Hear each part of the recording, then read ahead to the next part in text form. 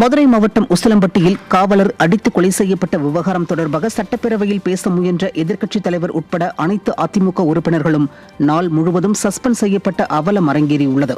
பேரவை கூட்டத்தொடரில் கேள்வி நேரம் முடிந்ததும் நேரமில்லா நேரத்தில் சட்டமன்ற எதிர்க்கட்சித் தலைவர் எடப்பாடி கே பழனிசாமி காவலர் முத்துக்குமார் கஞ்சா வியாபாரிகளால் கல்லால் அடித்து கொலை செய்யப்பட்ட சம்பவம் குறித்து பேச முயன்றார். ஆனால் அதற்கு பேரவைத் தலைவர் அனுமதி அளிக்காததால் அதிமுக உறுப்பினர்கள் பொதுமக்களின் பிரச்சினைகளை பேச அனுமதிக்க வேண்டுமென முழக்கமிட்டனர்.